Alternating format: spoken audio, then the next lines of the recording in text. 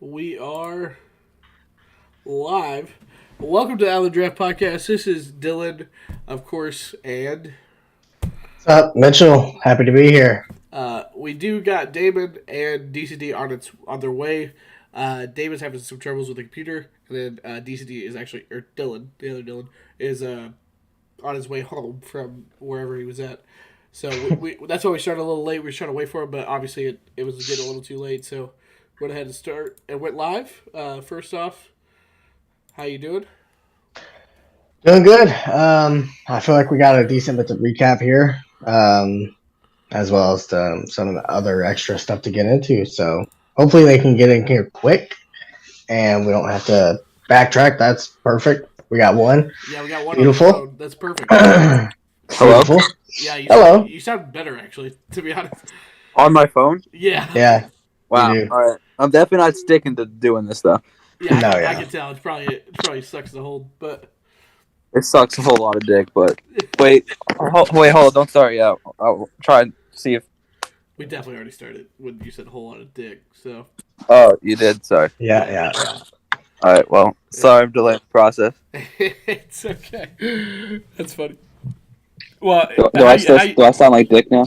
yeah, you sound really bad with the AirPod, but it's fine. Right. It's not like too bad where it's like Yeah. It's not a bad. All right. How you doing? Now? How you doing? How are you? Hold up. Hold up. Oh my god, dude! Okay. I'm sorry. All right. You doing good? I can't see nobody. I'm sorry. I see black. All right, fine. I'll deal with it. Yeah, I'm good. I'm good. Hey, go to like tap on it, and do you see where it says view, like on your phone? Do you see that? Just so you do know, we do see you. Yeah. Yeah, I imagine. I did not see view anywhere. Okay. I see myself now. Wait, turn your camera on and off real quick if you can. Okay. Maybe that'll. Where's my camera? I don't even see that. Okay, well, maybe you guys don't have it.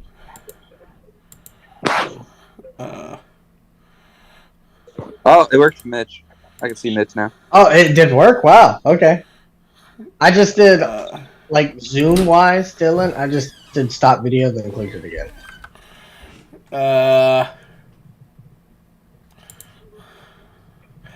Usually I have it. That's what's. Do you know what I'm talking about? Yeah, that's why I'm confused because usually I have like. For mine, it's like a bar across the bottom, yeah, I see it. and it's beside the mute. Yeah, there you go. There you go. Then back on. Beautiful. All right, I'm good now. I really felt. All right, how you doing, Damon?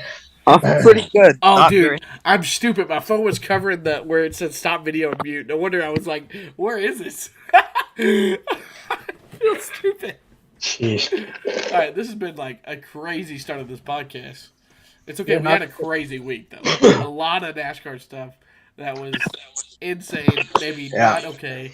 Maybe too okay. When we get into it, it's just a lot to discuss. But first off, I guess we talk about last week's race. Phoenix. We'll start with the Xfinity race. Who watched it? I watched it. I watched it, but I don't remember too much, honestly. Very forgettable. I know Custer was on pole and started off, drove right away from the field, and looked like he was potentially the best car. Okay. And then they had that first caution. I don't remember what it was for, but they had that first caution, and then Custer got back in the pack because I think he had a slow stop or something, and then that was the end of Custer's day. Okay. I do know Allmendinger had, or I just said Allmendinger. I mean, I was about to say, is there a difference there? Allgaier won both stages. I do know that. Yeah. And he won it through strategy. And then, Pretty much. But I feel like he did have the strongest car up until that point. Yeah, it was a really weird race. They kept having cautions in really odd times, and it caused a lot of people to do split decisions every single caution. It seemed like half the field was pitting, and then half of those people that were pitting were also taking two tires. So every single stop, people were doing all kinds of different stuff. It seemed like the whole race it was really hard to tell who was really the good cars because no one was really doing nothing because everybody was all over the place. It was odd, but it did seem like the 7 car was the most consistent. He was the one passing people, which led to him getting both stage wins. But I don't know. It was weird. And then I do know. Oh, DCT's here. But get him in here. A full panel this week. I'm excited. This is great. Welcome. He's at his XXX couch. I love it. It's not even a couch. That's a bed. That's a bed. It's the XXL bed. Welcome in the chat. I love you, Hunter. I miss you, buddy. How you doing, Dylan? Dylan D. Dylan D, yeah. I was just call you Big D, and I was like, yes, no. How you doing? Do you hear us? Hola, ¿cómo está, señor? Can you hear me? Yeah, there we go. How you doing? Now he's frozen. Fine now. Yeah, there we go. I like that armor hat. Trash. Looks good. You can just imagine this is a priest hat instead of a Custer hat. But that's hilarious that you did that. Hunter, what do you mean you gotta try and win a truck race so JGR will respect me? Oh my god, you're stupid.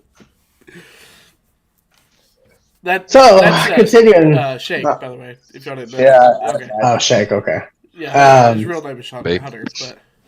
So, continuing on with the Xfinity race, stage 3, strategy was just all over the place. I don't even know. I stopped watching, 50 laps to go because we were...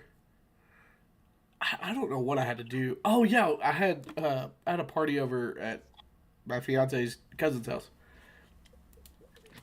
Yeah. So I stopped watching. I forgot. I don't know anything else. I know it won, but that's it. Yeah, I watched the whole race. I was supposed to work, but I had to get a tooth pulled because I had an infection. But so yeah, I got to watch the whole race. There's a lot of strategy filled. Custer started off dominating until the caution, and then Allgaier started I think 7th, and he worked his way up all the way to win stage 1. Yeah, and so pitted before the caution.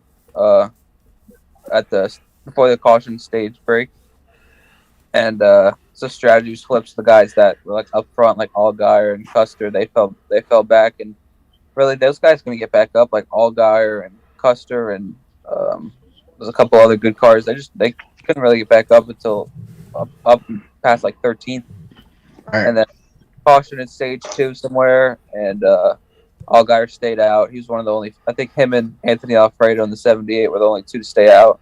Allgaier won the stage, and Alfredo actually got 4th stage points there. 4th place stage points. Yeah. And he finished 13th also, so a pretty good day for him. That's a really good day. And in the 3rd stage, Allgaier went all the way to the back, and he could just never made it back up. Sammy Smith started probably around 5th, and he was aggressive. He had a fast car. And got a caution. Allgaier worked his way up until around top 10, and got a caution. And then Allgaier, which was probably the fastest car, but just mired back in strategy, basically got wrecked by a couple JRM cars.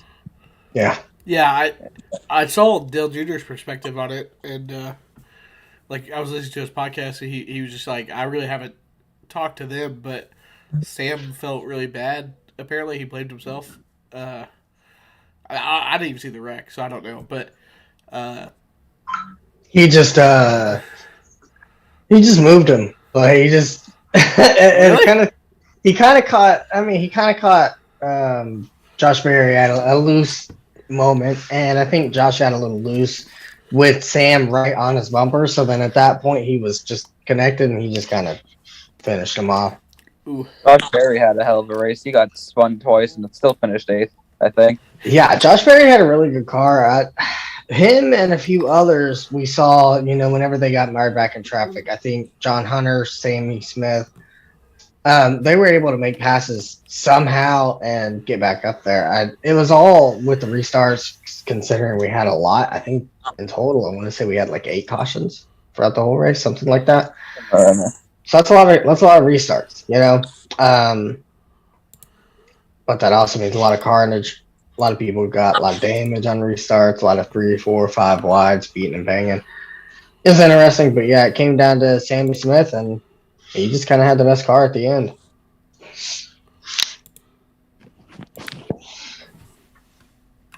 There's a couple good finishes. I have my notes on my phone, like Xfinity Race. I'm using my phone for the podcast, so I can't really check them, but I know Moffitt had a good day. Ryan Truex second. Ryan Truex on a late restart started inside. I don't think he started second. I think he started inside the top 6. I think he started 3rd or 4th, I want to say. Okay. Well, he restarted somewhere around there, right. And he got to second. He was right on with Sammy Smith. They got another caution. It would have been interesting to see what would have happened, but I agree. Great for Ryan Truex. I was happy to see him be good, and I was really hoping he was going to win just because he deserves an opportunity, in my opinion. He hasn't really gotten one. I agree. He was close. Those last like 5, 6 laps, whatever it was, he was keeping pace here and there. He'd close it in like half a tenth, but he'd lose half a tenth, and then back and forth with it. He couldn't really gain much on him. But yeah, it would have been interesting to see if they had another caution. But at the same time, who knows at that point? Because then they get wide and 3 or 4 rows come back from behind you. I don't know. The most interesting thing I think about the race, excluding the really, really old tires didn't really seem to play that much of a role, which I thought was interesting. And then I also thought it was weird with the strategies they were utilizing with that. I don't know. It didn't seem like they were worth that much, but they were definitely worth a little bit. I know John Hunter, he pitted before stage 1, and they didn't mean a ton because I think he was like the only driver that got back inside the top 10. Him and one other driver. So you're right, but they helped a little bit. But I don't think it was like a game changer. I think it was just when you pit because it was so hard to pass, not really just the tires. Yeah, I agree. Yeah, I really think this track, and when we get into the package for the Cup race, I really think this track is just hard to pass. I don't think it's really necessarily the whatever package you run, because I can't think of a Phoenix race that was good. Like, when I go back to think of a Phoenix race that was good, it was before they put the dog leg out there, right? Like, it used to be just grass. In my opinion, that was the best Phoenix, right? I kind of miss that Phoenix, honestly. So I just think, I don't know if we need to add more baking to it to make it better. I really don't. I think it takes a lot of skill to get around, don't get me wrong, but I just don't think it's not giving the race fan exactly what they deserve, is just my opinion. But I agree. Something's just not quite hitting with it the way that it needs to. I don't know what it is that needs to be different, whether it is the car package still a little tweaked a little more, or maybe a little update for the track as well. But I agree. I feel like we could get better racing out of it, but we just haven't hit that potential yet.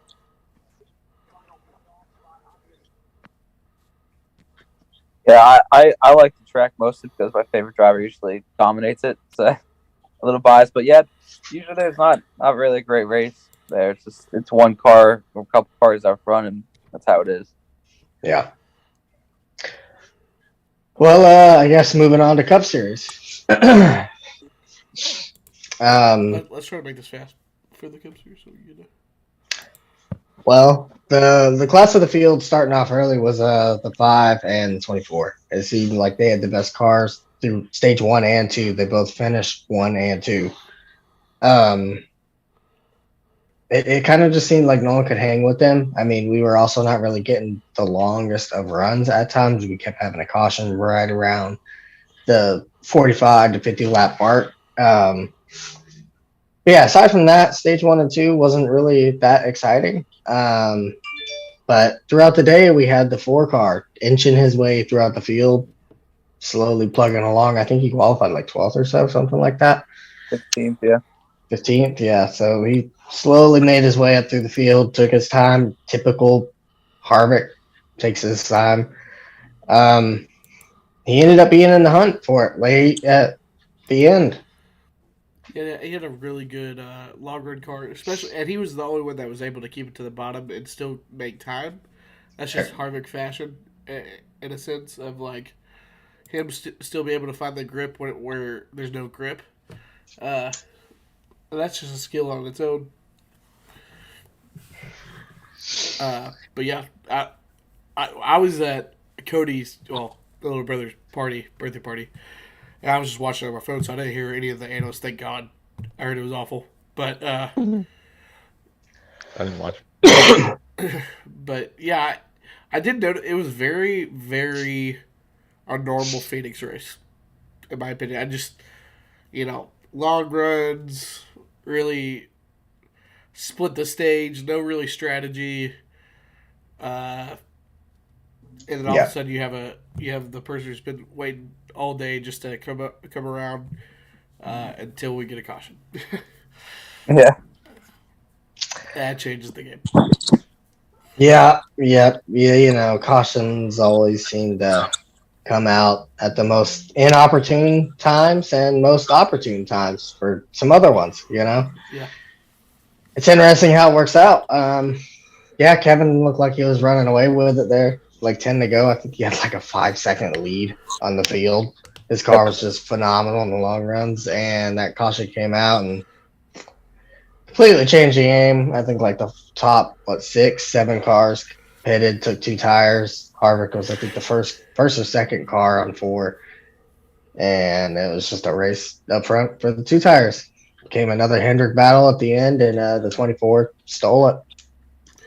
Yeah, got a caution. Everybody pitted, obviously, and then there's another quick caution. I think Allmendinger and Gibbs were the ones in it, and got a restart. And Harvick was still 7th.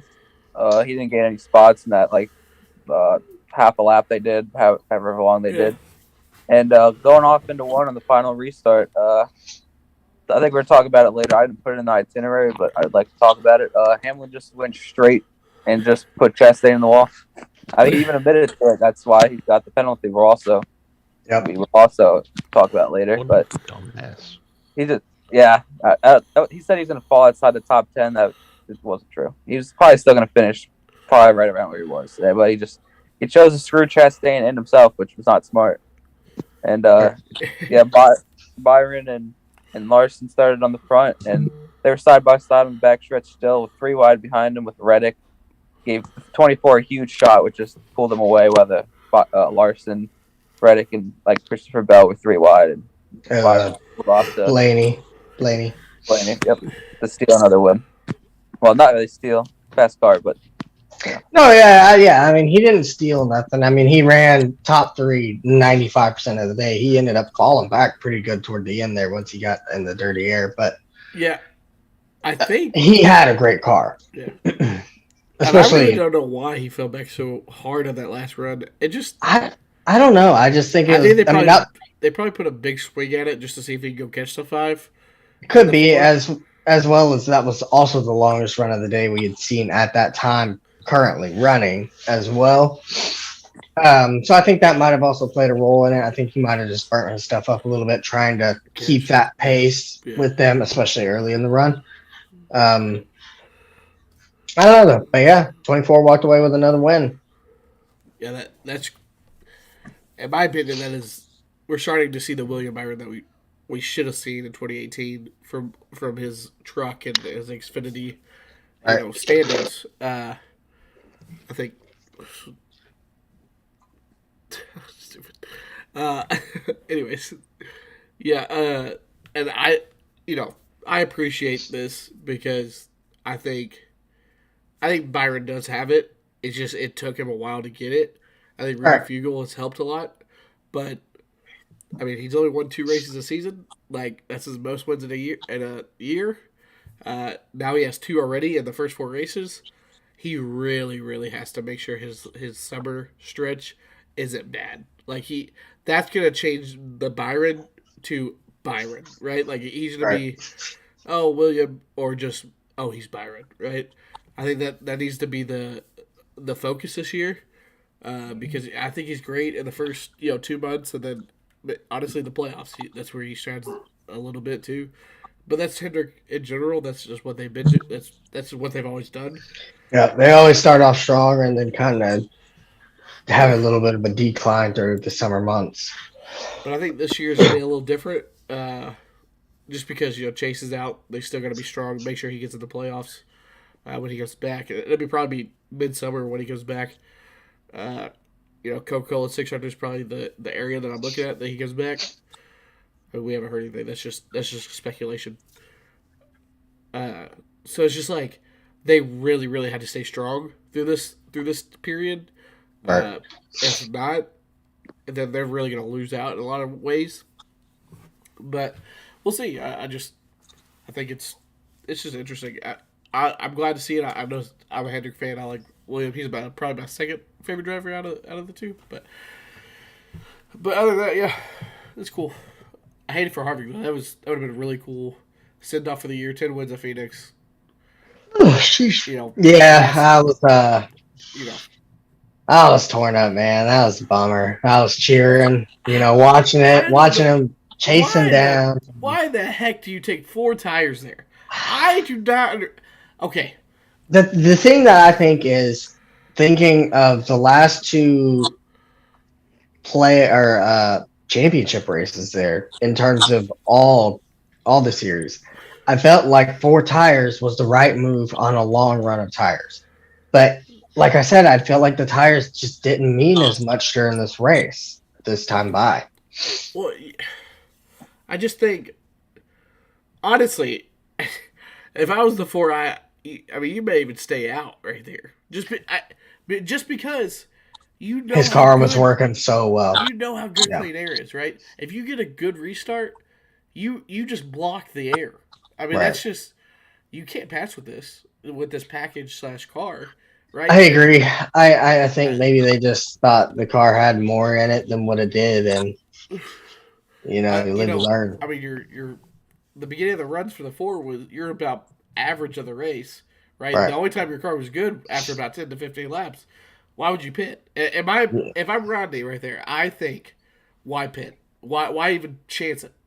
I agree. I think why pit if you're going to pit, take 2 because in my opinion, that was the the winning call. When they were coming down, I was literally saying 2 tires are going to win this race, and it did. I was really surprised that 10th on back didn't stay out. I mean, it's the 4th race of the season. Same. I am too. I'm shocked, but I don't know, man. I don't know. It kind of seemed like a weird race too. It didn't really seem like everybody had. I'll just mute myself.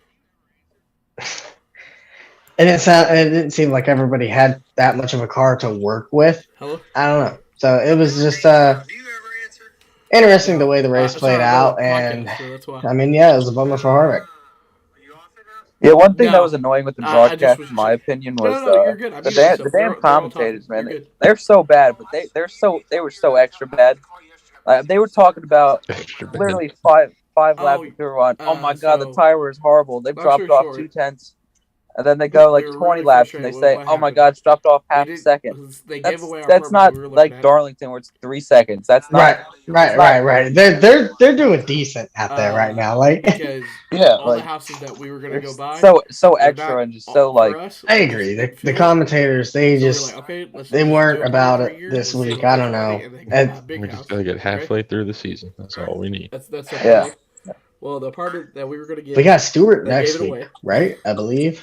I think so. I think he's back. Yeah, that was that's good. I think he does really well for the Super Speedway style racing. I think he does a good job calling it and keeping up with what he sees. It's I didn't think Jennifer...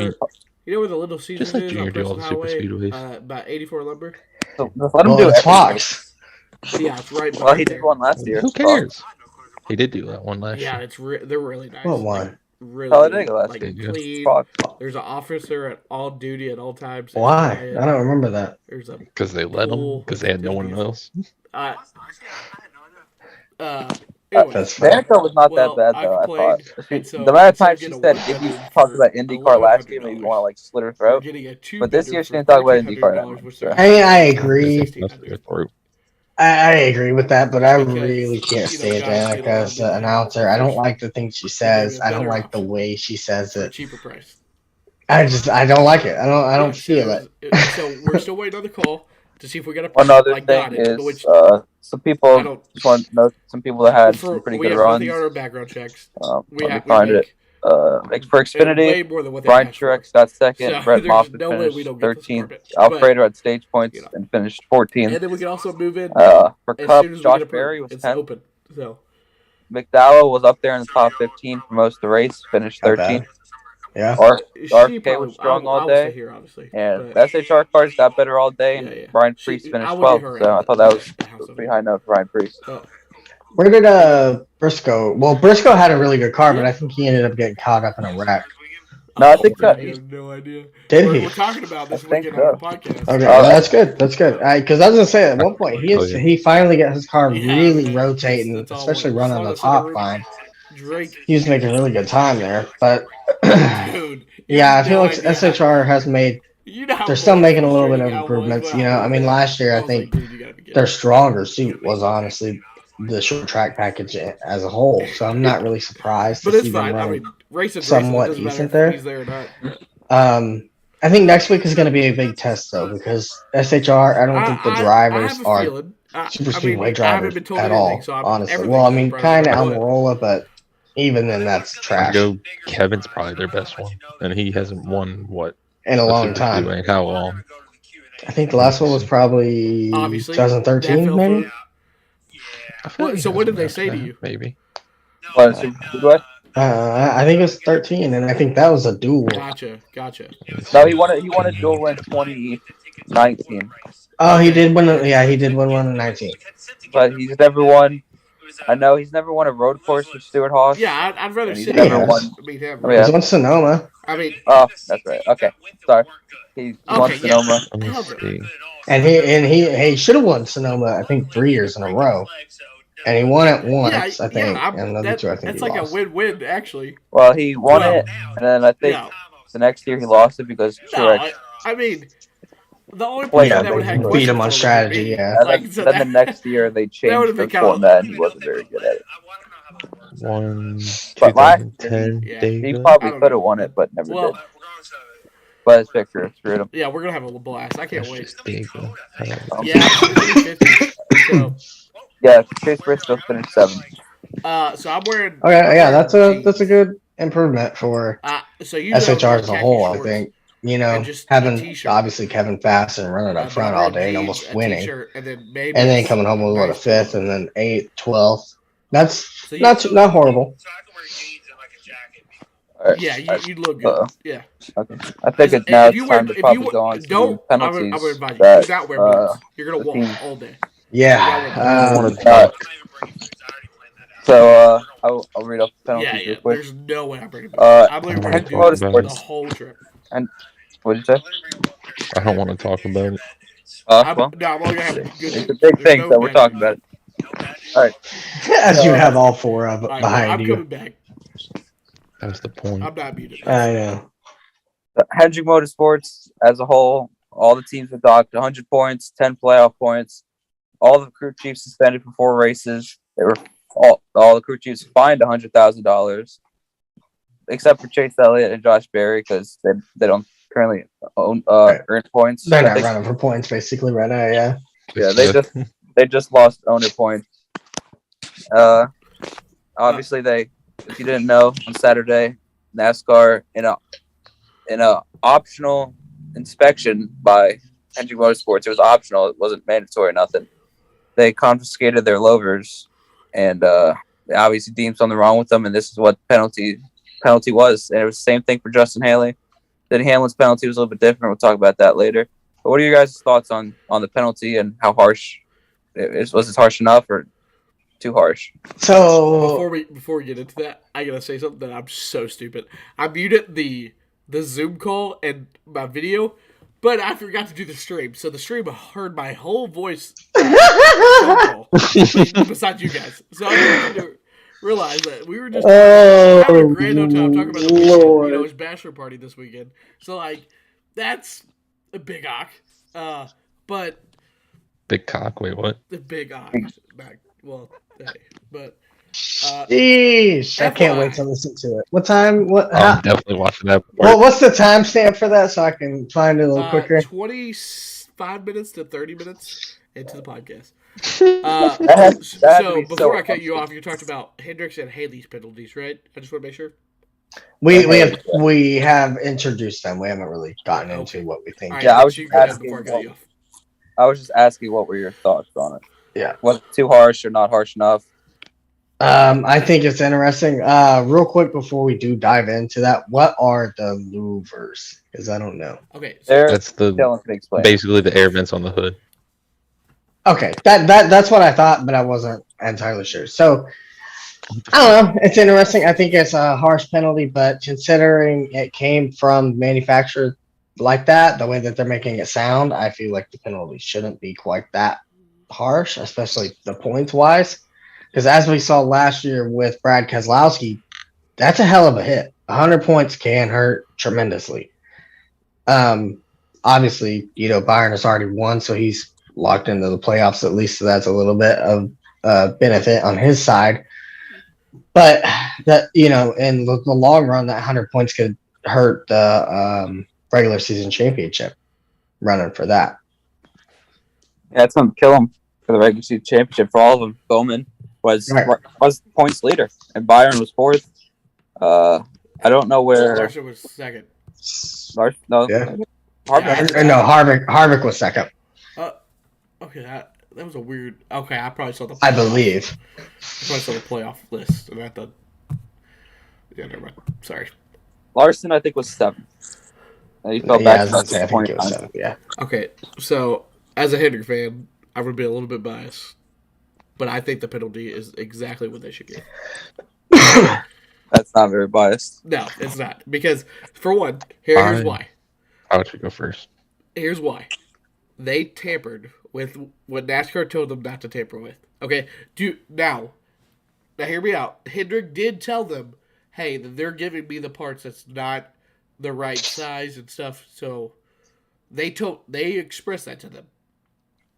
That was told. NASCAR did not respond.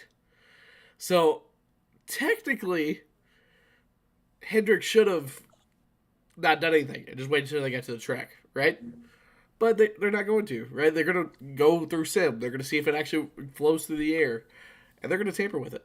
And it's just, when you have the opportunity to fix something in your own hands without more money, well, guess what? They're going to do it. But I mean, NASCAR told you in the past, beginning of the next gen, do not mess with the parts. You mess with the parts, that's what you get. That's my opinion. I think penalty's bullshit. I like it. I mean, I love it. You're not a Hendrick I think fan. I'm not a Hendrick fan, so I like it. I love it. I love Long the run. fact that they're here's why I love it. It's just because they're really telling the people, don't screw. Don't mess with it. Like Yeah. and all these fans always say, well, Hendrick is always biased. They're always given to the Hendrick boys, the golden team, or whatever they want to call it. Right? This goes to show that they're being real. Right? Like there's no, but now they are going to appeal it. I think they will appeal, And they're going to win. and I think they will win just because. So the appeal team or the people that the panel doesn't work for NASCAR. Okay, so they're going to agree that NASCAR should have communicated what they should have communicated. I think that the penalty is going to go away. Yep. But they'll still have Frozen to pay. race. They'll still have to pay the $400,000. I think all the points will be given back. That's what I think. I hope not. I would rather Yes, they will. them keep the points and they don't have to pay the money. Because I don't want them to have the 100 points. Look. That's a hell of a bonus for me in long term for Harvick. Yeah, I mean, Harvick doesn't stay up there. I'm not saying that he doesn't, but Sheesh. I don't see. I don't know, man. I think Harvick could be pretty dangerous this season. No, don't get me wrong. I'm not saying that, but I think with the points right now, I think you have so many strong people right beneath him that that could pop. Are going to be better. I know. That are going to pop and that are better at him at a couple of tracks that we're about to roll up on, honestly. Especially like Circuit of Americas. Harvick ain't going to be running top 5 there. I mean, you got Christopher Bell, only 14 back. In my opinion, he's going to be a regular season champ. If nothing changes, I think that's going to be a regular season champ. I mean, we all have more points than Justin Haley right now. Justin Haley's got negative 46. Yeah, I mean, that's valid. No, yeah, literally. He does. Yeah, that's legit. That's freaking awesome. It's like he never even started the season. I'm sorry, but that's hilarious. Like, I'm not even... Like, that's just... Like, Chase Elliott hasn't even raced a couple races. He's ahead of all of his Hendrick guys besides Bowman. Look. Oh, shit. Hang on. Let me change the background. Okay. But I will I like how you have the link there. It wouldn't let me decrease the picture size. Minus 40, yeah. That's so funny, dude. That is so, I'm not even trying to be mean, but that is hilarious. Like, you have to do a whole race before your points start counting. Literally. That's how far back you are. I love that Corey LaJoy's in the playoffs right now. I love it. That's freaking awesome. But and going to Atlanta, I think that's a very strong place for him to add on to what he's got here. Wait till our picks. No, but I think it's a fair. I think it's a fair penalty. It's that I do think. Like I said, in the appeal process, they will win. I do think they will, just because NASCAR didn't respond with a real reason to fix the solution. That It was NASCAR's problem, right?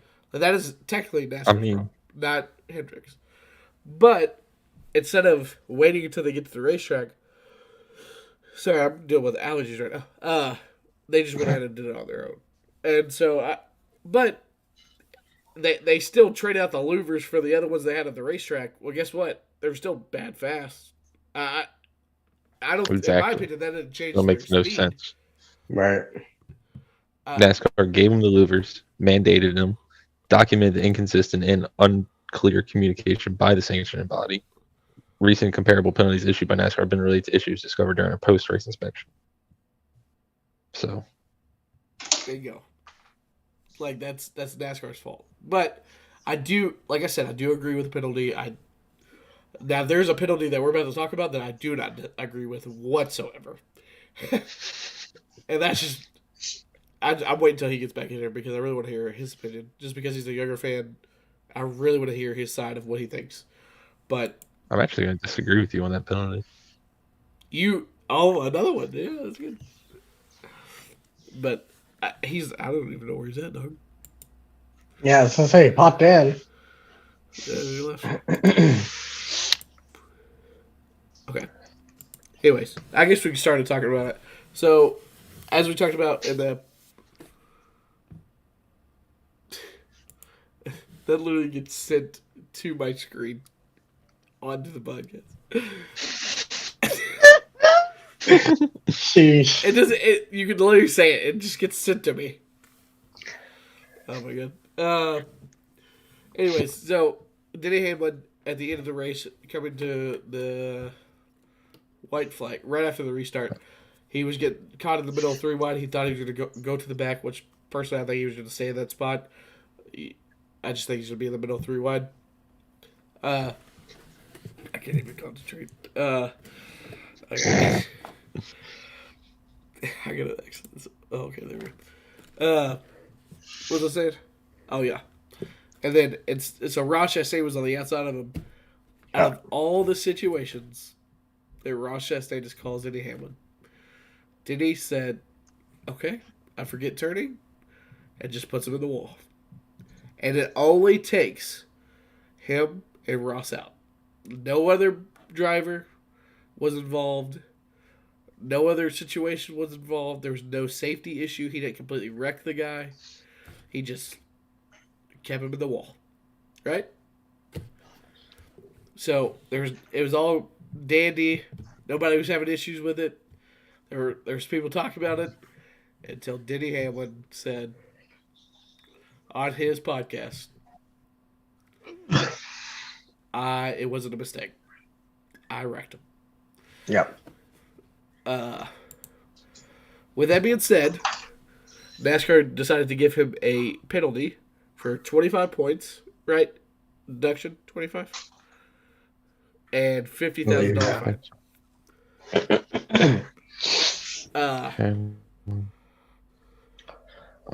That's right? Yeah, just want to make sure. You're right. Mm-hmm. Okay. My question is, what happened to Boys Have At It? Well, so apparently that's taken away, according to the No Gingers podcast. That has been taken away. Well, clearly, if we're penalizing this, What did Denny do that was wrong? I mean, he put him in the wall, which is not cool. You know, it caused Chastain to lose points ultimately, most likely. Okay. But aside from that, I didn't really think it was penalty wise worth anything. I mean, especially point wise, maybe money, but not points. Points wasn't worth it. He lost points in the process of doing that. So I don't think taking more points was necessarily. I think just if you wanted to send a message of don't do that, take the money. But even then, I don't think it was worth it for that. I think it was fine. You know, it always settles itself out there. So I think the thing is that he wrecked him and he admitted it. Yeah, well, how is that a problem? I think also these cars come into effect for that penalty too. How's that his I fault? agree, but at the same time, if NASCAR has an issue with that, then they need to provide a better product. Simple as that. I'm sorry, but like both of your rebuttals literally just said, "How is that Denny's fault?" Right? So he on his own podcast where he has freedom of speech, he's away from his equipment, he's away from his sponsorship. He admitted that he wrecked the guy. That's like Dale Sr. saying, "I rattled his cage," right? That's the same exact thing. Yeah. Right? Yeah. Dale Sr. would never get a penalty. Never. He would have looked him straight in the face and like, "I'm not paying it," right? Denny said he's not going to appeal it. Why? Appeal that. Like, don't just take the penalty, please. Because he knows the script. You should not hold drivers against to their own podcast. Now, if he goes on SiriusXM on a NASCAR podcast and says, "Yeah, I wrecked the guy," that's a NASCAR podcast. That's a sanctioned body NASCAR podcast. Right. He is a podcast that talks about NASCAR. It's completely different. That's like if I was a driver and I come on this podcast and I say, "Yeah, I'm gonna be honest with you, I definitely just wrecked him." Like rattled his cage. Yeah, that would be me getting a penalty for something that I'm just talking for a content creator. I was pissed, and not even just because drivers are not going to be themselves ever. Just for this instant right here, you're taking away the driver personality completely because they're never going to admit that they wrecked the guy. They're never going to admit that. They're just going to be like, I didn't mean to touch him. My car got okay. Yeah. That you're putting them in a spot to where there's no drama in the sport. Well, guess what? Drama's necessary. It has to happen for people to watch. It's just that's what makes us different than F1, than IndyCar. Drama. That's what we're all about. But I guess if you want to penalize him for saying that, I mean, that's like Kyle Busch getting penalty for wrecking Dale Jr. at Ripken. Like that's no. Right. That's just. I agree. I think it needs to be a situation back to where NASCAR lets the drivers police it themselves. Yes. You know, and I'm not saying that you let them go out there and wreck each other, because there's certain instances that do still cross the line. And the instance, like, just for an example, like Edwards and Keselowski at Atlanta. That's over the line. that deserves a penalty. You know, Bubba and Larson at Vegas. That was over the line. exactly. That is taking it a step over the line, and that needs to be penalty, especially with how that one was specifically handled within the infield. On top of that, by all means, you know. But in the terms of this, you know, I mean, same situation. You know, we saw Ryan Newman completely destroy Larson at Phoenix to get into the playoffs. That did not follow with a penalty. And that one didn't even have to be admitted to. It didn't have to be. Everybody knew it. That was full throttle, completely doored the hell out of him, destroyed him. You know, so it doesn't make sense that he really got the penalty on this. I agree he should fight it because, like I said, we've seen worse, in my opinion. Well, that hasn't last received year one. literally got his points back for wrecking someone under caution. Yep. Wrecking Hamlin under caution in a playoff race. Like,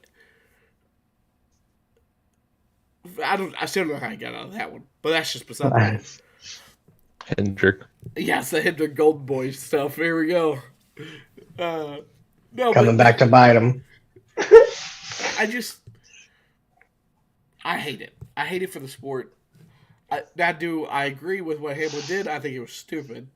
But I agree. I don't think Hamlin needed to do all that. I don't think it was worth it for him to do all that. I think he would have been better off just running his own fucking race. I think it was kind of dumb. But he cost himself points. Like, why would you penalize points for something that... Okay. Right. I think this is how we should police it from here on out. If you involve another car in your feud, that's what you pay for. That's the penalty. Right? You pay for their damage. I could see that. You know, excluding so and I'm not rearing someone. That's not even racist. Right. That's just right. I think it should just be like a general rule. You know, if you're taking out a car, and in the process it's taking out other vehicles as well and ruining their race and whatnot, you know, I feel like that should be like an easy 15 points on top of that. You know what I mean? It'd be like, oh, that's took out another car. That's an extra 15 points you're losing. But sorry, you know. And that's what David said in the podcast is, hey, I wanted to make sure when I repay him, I was not going to take anyone else out. It's not their fight, right? I think that's why he chose to do it right then and there, because he was like, you know, if I'm going to get sucked back, well, guess what? He's going to get sucked back with me, right? Like that was the mentality of like I'm going to make sure that you do not gain points on me. Like that was just I don't know. I just feel like it was stupid for what he did, but it was also smart in the sense of like, I'm going to make sure no one else is involved, right? But I agree. He used his head in the terms of choosing the right time to take out the vengeance. But I agree as well that it was stupid. I don't think it was the right time to be taking out vengeance. I don't think it was worth it. You know, we're still early in the season. Versus now, if it was in the playoffs, they would no points deducted. I bet you. For sure. For sure. They'd be like, "Oh, this is great. More media, right?" Right. Yeah, for sure. But it's just idiotic. I don't know. It's just interesting the way that they went about it. But I don't think Hamlin should have done that. I feel like, in my opinion, that's just opening up that rivalry right off the bat. You know, versus he could have not done that, raced Ross clean, and probably had a fresh, decent couple races. You know, versus now, right off the bat, Hamlin decides he wants to just continue the feud and take his vengeance out on Ross. So I don't know if that was a smart move on him for the long run. I think that might come back to bite him as well. At this point, it's not even going to be a feud. It's just going to be Hamlin wrecking Chastain as many times as Chastain wrecked him. You know, Chastain's not going to try to do anything else. I feel like it's going to become a Dale Earnhardt and Skinner. Was it Skinner back in the day? No, not Skinner. Terry LeBlanc. No, Dale Earnhardt and someone drove the 5 car though for Hendrick, and they would always wreck each other. Labonte. Not Labonte. Before Labonte, I can't think of it. I wasn't alive before then. So. Yeah, I really wasn't alive before that. You know what I'm talking about. Not really. I I can only think of Labonte also. Oh, look it up. What's the name? Goeff. Jeff. Jeff Bodine. Jeff Bodine. Yeah. He spells it out. Well, no, I was trying to think of his last name, so I knew his first name, but I was like Goff. I do spell whatever. I can't even talk. Yeah. So I think it's going to be a situation just like Dale Earnhardt and Jeff Bodine, and it was to the point to where whenever either one of each other came up behind the other one, they were probably going to dump the other one. That's what it became between them. And I don't remember what season it is. I have to look it up. But there was one season I think they ended up wrecking each other like 4 or 5 times throughout the whole season. It was crazy. Goodbye. Muted on the stream this time. Did we do viewership? I don't think so. All right, well, I can do that real quick while he's on, I guess. Why not? I So watched Fox, the last 2 laps. you helped a little bit on the number. It needed it. Fox TV earned a 1.93 rating and a 3.4 million viewers for Sunday's race at Phoenix, down from the 2.33 rating and the 3.991 million viewers they had last year. It was the 3rd most watched sports event of the week, including March Madness. Or if you're excluding March Madness, there was I think it was a golf thing, the Players Championship. So I'm guessing that that was a golf thing. Golf tournament, and then the playing March Madness. Yeah. Obviously March Madness is gonna be a pretty big thing, but that's a bigger decline than last week. I don't remember how big last week's was, but it was pretty bad.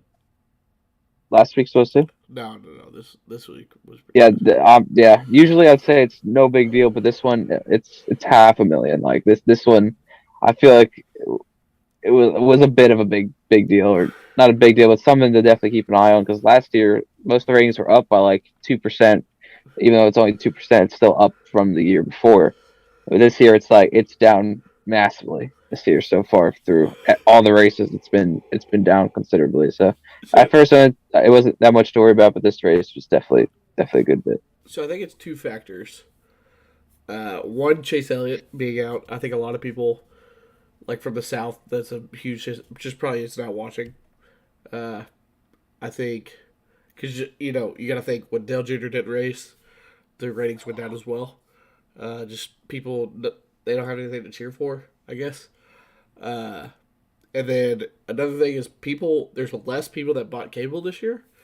There was like a decrease, like a huge decrease from cable and like DirecTV and all those services. It was like almost 5 million like houses went down. Wow. That's a lot. So it's just because everything else is so expensive in life, right? So cable is the first thing to cut. That's a luxury, not a necessary. Streaming services are so much easier to come about, and it's just not necessary. So and you can also find people who stream it and you don't pay for anything. Yeah, bingo. So if we, as a industry, we really, really need to get on this streaming service type of momentum, just because this is not going to work out. I think we're going to be stuck in. But this is all sports, too. So I'm not trying to blame NASCAR whatsoever. But this is just live TV in general. I mean, Netflix literally has their own reality TV shows. Like that's how. Yep. That's how big it's getting, right? So, just imagine if they had their own sports network. That'd be insane. Sorry, I was just thinking about it, but I would never buy any other cable. You know what that sports network is? What? ESPN. Yeah, well, duh. But I'm saying like. No, I'm saying you want some NFL Plus, just exclusive NASCAR? Right. So what if Netflix would grab F1 before they would grab NASCAR, but just because how big they are nationally or globally versus nationally. Well, they already have it technically, don't they? Well, Drive to Survive. Yeah, they all have like a series, but they don't have like a live showing of their events.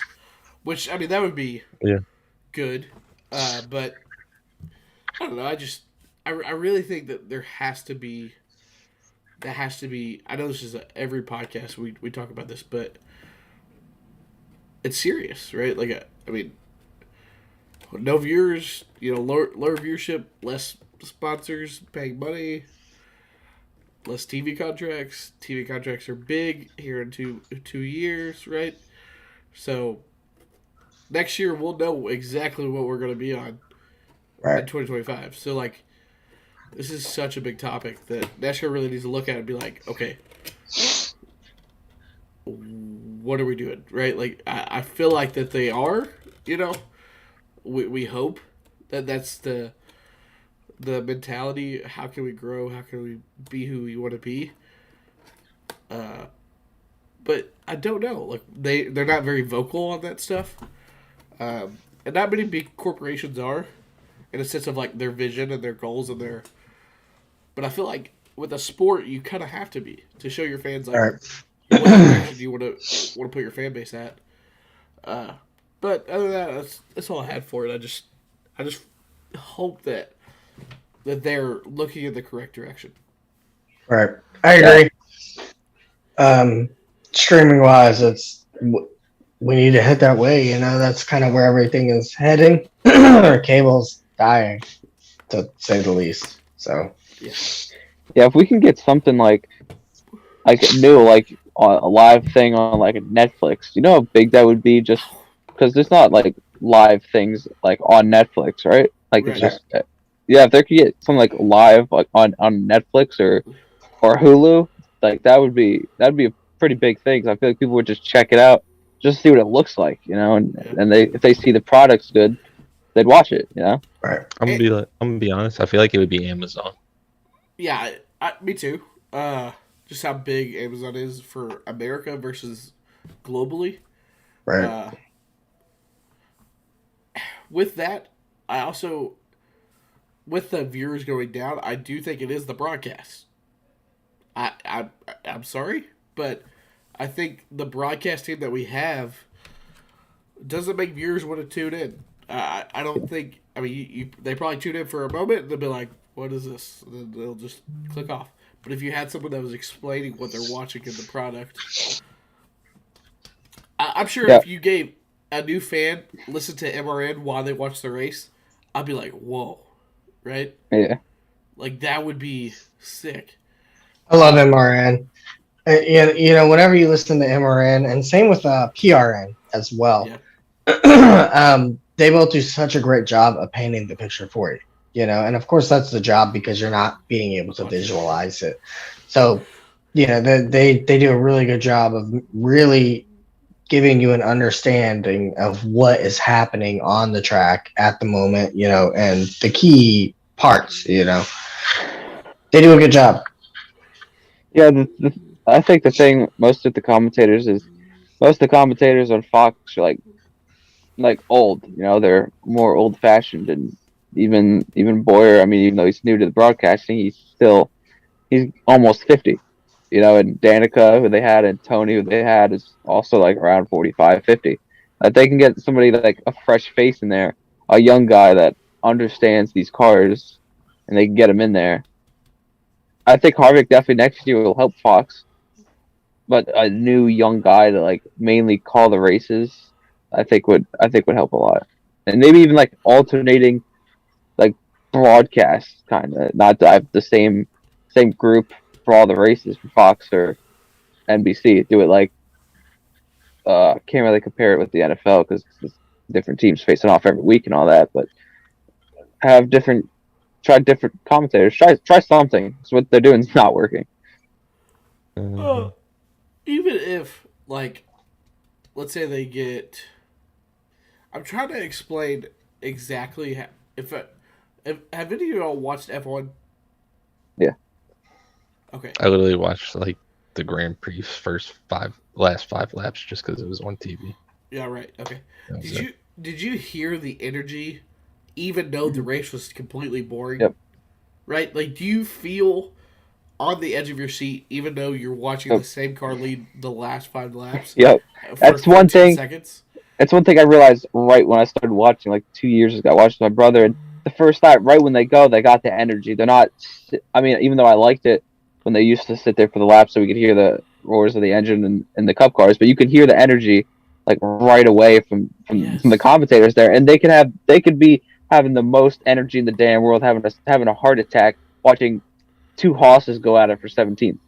Yeah, it's just the way they describe the whole race is something that, and honestly, that it can get annoying too, right? Like there's some points where I'm like, can you just shut up for a second? But that's good, right? Like we should not have a question of like what's going on. We should have too much information. If you're a broadcast, you want too much information, right? Giving to you so that you can understand exactly each play or quote unquote. I agree. I think you do want a lot of information, but at the same time, I don't think you want to overwhelm the viewer with information that they don't understand. Yeah, so like the car aspects, you should not overload them with right. You should explain side draft. You should explain dirty air, clean air. You should explain that. That is right. What right because they'll be seeing that firsthand. They'll be witnessing that. Yeah. And then they can lead into a segment of someone explaining what causes dirty air, and then only for like 30 seconds, right? One lap for them explaining that, not 7, right? You don't need that. You see one lap of explaining, like, hey, when you're behind someone, you're gonna get the dirty air, but the moment you put your left front, your right front around the corner, you're gonna get clean air. It's gonna make you help your turn, right? I think that's good. I think there should be. I don't know. I do love also anytime they have a caution or something like that, they bring in the FIA, which is like their officials, right? And they explain stuff, right? We as a company, as NASCAR, we would throw a caution, like he's like spectator on the fence, like caution's out. No, explain like or even a penalty. The commentator shouldn't tell you that they have a penalty. NASCAR should butt into the broadcast and be like, hey, we're going to black flag this because of this section of this. That would be so cool, right? To have the officials explain it, not the right. And not even necessarily that, but it could be just as simple as, during the broadcast, they just always have the race control radio just live feed for us, Yeah. So while during the broadcast and stuff and whatnot throughout the day, we hear throughout, right as we're going through green flag pit stops, it just chimes in, just like you said, the commentators don't have to let us know that information. They'll be just commenting and it'll just be, hey, 37, too fast entering, know. And then, for instance, okay, let's go back to 2021, when Chase had the flap at the Roval, right? I would love to hear what they were talking about. Like, is it a caution? Is that not a caution? Is that a black flag? Like, that would be interesting to a new fan, right? You would understand the officiating side of the sport, right? And understanding how it's ran. Sorry, this is a very big conversation. I did not think it was going to go this far, but I think this is good. I think we're young, okay? So they should take our opinions. That isn't always going to work. No. We know what to do, NASCAR. Come on now. No. Sign me.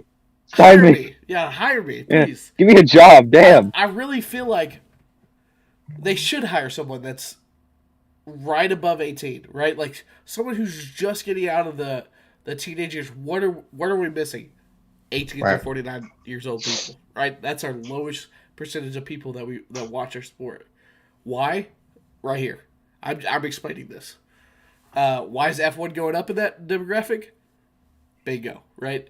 Because we're so ADHD as people with media, phones, computer. We do not want to sit there and listen to Boyer just talk nonsense. And then Mike Joy explained a story that happened in 1957. Who gives a shit?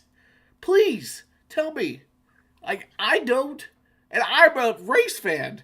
Like, it's just please, like, do you see my point? No, yeah, and I completely agree. It's especially regarding the social media side of it. We have grown up into these personas that are really socially driven. We're constantly looking at Facebook, Instagram, Twitter, so forth and so on. Finding, looking and searching for honestly the next video. The next thing, and so regarding that, I think that has had a big, big impact on live sports just in general, as well as just live shows. I feel like us as humans are kind of moving into just, what's next? All right, okay, we've done this. What are we doing now? And I feel like that's putting into it's kind of hurting the sports because we have been so long for so long.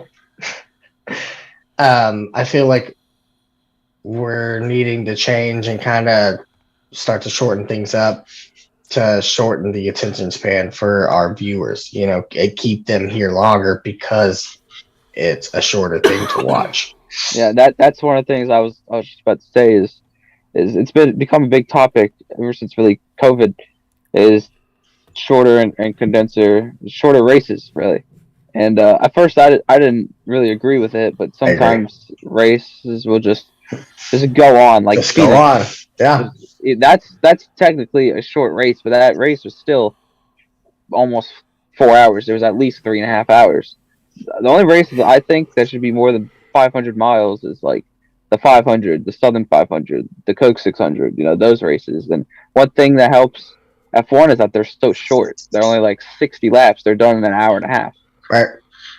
And another thing that helps F1 over us, which I think would be more difficult for us to do because we rely so much on like commercials and sponsors, and that is like there's no commercials in F1. It's always live TV coverage. It's not half and whatever the fuck they call it in NASCAR, split screen. Split screen, yeah. Yeah, side by side, yeah. That helps. And the commentators always, you don't get a break, It's great. It's valid. I lost myself in the back half of that. I agree. I another thing to touch on that I did notice this week. I don't know if they had it 2 weeks ago, but I noticed it the first time at least this last week. They had the little green bar under the lap counts, and it was like the little stage. Yeah. They explained it at one point, and they said it's basically just as a quick visual to see where you are at during the race. And I thought that was interesting. I thought that was a really cool little feature that they added in to just kind of show you. And it was just a quick representation as to where we kind of are in the race, so you have an idea of where we're at. Were we around halfway? We're a little past halfway. We're coming up around 3/4 or whatnot. And then it also showed where the stage breaks and or extra cautions were. I thought that was a cool little feature that they added. Yeah, that was good. It'll be interesting to see how that fills up, especially at some of the other tracks, especially the longer races like Bristol, 500 laps. I think we're going to see a lot of little yellow ticks along there, It's going to be interesting to see what that kind of looks like. But I don't know. I thought that was a cool little feature just to try to tie in the new fan a little bit more as well. I honestly thought it was pointless, but I get it for the stages. Like, it helps there, but I thought it was pointless and stupid. So I will say, if we do short races, we get rid of stages. Yeah. Because we're already, like, let's just pit halfway. Like, every crew chief knows what to do. Like, there's no strat. Okay, for instance, F1, right? You can do a 3-stop, you can do a 2-stop, right? It's obviously road courses, but like IndyCar, you can do a 3-stop, you can do 2-stop, 4-stop, whatever that may look like, right? There's strategy to it. Cup racing and Xfinity racing, it is if you make it to the stage, well, guess what? You go all the way. If you can't make it to the stage, which is like 10 laps, well, guess what? You split the stage in half so you can make the fastest lap for the whole time while you're driving, right? So I see what you're saying, and I kind of agree. But at the same time, I think that if if we were to really back down the length of the races to a significant amount to where it really I mattered. think it'd be 50 miles. I don't think it'd be. I disagree. Actually, I don't necessarily think that we would get rid of stages, but I think we would incorporate heat races instead. I think that's the route that they would kind of go. I don't know, obviously, what kind of format we would be running and stuff like that, but I think that's kind of the way we would go with it. But I don't know. Who knows? I think heat races would be cool. You do maybe split them in 4, and like the top 5 get what you call stage points, and the winner of those, each of the winners of those stages get like 1 playoff point. If you still want to like keep that kind of format, I think that would be cool. I mean, I do think that'd be cool too, especially at a lot of these different tracks. Yeah, I mean, can you imagine we go out there with an 8-car field? I don't know, a road course. I mean, I feel like that would just provide a lot of beating and banging, just the opportunity to create excitement, just in a different type of way. I don't know. So let's say if you do heat races, right, and you put, okay, you said give away playoff points. What if we did? Yeah, you do that, okay, and one of the heats have Chase Elliott. I'm just using him, okay. Cody Ware, Ty Dillon, right, like the shitters, okay. Well, you do it like metric, like how they do qualifying or practice. That you do the metric. Yeah, but still, eventually you'll have this heat, right, where it's automatic. Well, that's why like really after like restricted plates, you won't really. Well, see, I think that's okay though, because regardless of the time, anytime that we see heat racing in general, we have seen time and time again where we have a couple of the heat races that are, it's kind of a mixed bag. There's a couple fast guys, a couple mixed guys. Then we see a couple heats that's just loaded. It's a stacked field, a lot of top 10 kind of racers. Yeah. And then we see some where it's kind of mixed bag again, but it might be a little more on the slow end with maybe a couple fast guys. I mean, I feel like we would see that, but where were you going with that exactly, though? I just think that would just be stupid. I wouldn't want to. I don't because we would see that situation. Yeah, I think there would be no there would be no point to try. Why do you say that? Because for instance, it would lock an easy playoff point, right? Well, why would you get a playoff point for heat races? That's what I was thinking. Though. Yeah, I was saying like how, like if you would get a playoff point for heat races, right?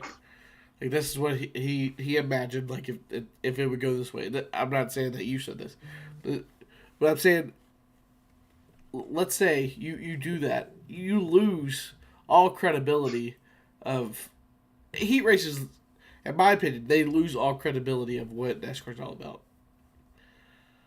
And that's a 40-car field, a big field. I don't think it would work. I think you lose. I think you lose all fan base, actually. Like other than the dirt guys, right? You just lose all credibility of what you're all about. In my opinion, the way the points work, the way everything works, you would just lose it. So, I don't know. That's why the Clash, right? You could not bring 40 cars to that track, okay? So you'd have to do heat races, right? Right. You try to make that a point system in some way of a regular race, okay? Who determines who finishes last? Like the person that finishes last. What do you mean? Yeah, what do you mean? Okay, if there's like 4 heat races, who starts last? Who finishes last? The one. Well, it would have not to be just doing heat races though. All right. If it's doing heat races, then the only way that they could logically do it is by doing passing points. So the person that would finish last would be the person that has created the least amount of passing points, in my eyes, because then you would not transfer, for one, if you're not, you're finishing last, obviously. And if at that point it's based off a point system by how many cars you pass and or are being passed. So yeah, I feel like that's how it would be. But I think the way that they would be is, say, for like the Clash instance of that type of track, how much cars did they let run at the Clash 27. this season? 27, so that's what, minus 12, 13-ish? Assuming they bring 40, that is. Yeah. I feel like if that's the case, then those cars that don't make it, that's the way it is, man. I mean, sorry, be faster next time. You know what I mean? I mean, that's how it is in any other type of motorsports, dirt-wise, that would do heat-type racing. I mean, I assume that they would have some sort of points, for those people that don't make it. It'd maybe be like a guaranteed 5 or something like that, whatever. And then everybody else, they can start off right off the bat with, like, the last place would be 8. I don't know. I don't know. I feel like that's how it had to be if it was heat racing, though. I think it had to be based off like point or like a passing point system. Why would there be passing points? Okay, he's speculating. So the speculation is, okay, start off from the beginning. If we have shorter races, right? He would say no stages, okay? And if it was no stages, then we'd have heat races to determine so on and so forth. And then you would get passing points depending on where each person starts and who advances to the round. If you don't make X amount of passing points, you don't make it. You don't advance. Right. But that's with all the drivers, not just the non-charter teams. That's with all the drivers. Yes. Correct. That'd be everybody, right? So that's what I'm saying. So it would be based off of performance, is what that each week to week would be based off of. So let's say Larson. Okay, for instance, this is a hypothetical. Larson doesn't make it past, let's say his heat has... It's stacked. It's stacked, right? But he's in dirty air the whole time. He can't pass. Well, guess what? If he's last, he's last. He doesn't make it to the main. I think that's right. But that's what I was saying, though, that in those scenarios, that for those group of drivers that do not make it, it would be like a guaranteed 5 points or whatever. So you're not leaving the race with nothing, but you're not leaving the race with, running fast. But that's what I'm saying, though, is be fast. Yeah, you know what I mean? You show up with a good car, you go out there, you qualify well, you're going to start in your heat well. I think the teams would literally quit racing because there's no guarantee for them to actually... Okay. Unless it's tracks that can hold all 40 then. So then at that point, like for instance, Charlotte, you know what I mean? It can obviously hold all 40. So then the heat races would just basically set up the starting order, basically. I was thinking for the heats, do them kind of like the duels. Don't split them in 2, but split them in 4, and the duels can only help the teams that have charters. That's not bad too. I like that as well. Just maybe throw two heat races. You know what I'm saying? Okay, yeah. For 2 makes sense. I was thinking have 4. That's not bad. If you have 40, so you split them into 10. Top 5 get stage points. If you still want to do, they get extra bonus points, and then the winner of each of the stages get a playoff point, and all the charter teams make it. Teams make it. And obviously, where you finish some duels, it'll represent where you start in the race. And then the non-charter teams, I guess you'd have I don't know how you do that. Maybe and like I said, you necessarily only have to eliminate drivers if it's a small track. If it's a big track, then you don't necessarily have to eliminate them. They're just starting in the rear, Okay. I think that would be more of it's just a different way to set it up for shorter races rather than have us qualify and then go out there and just run a 7,500 lap race with no strategy. I don't know.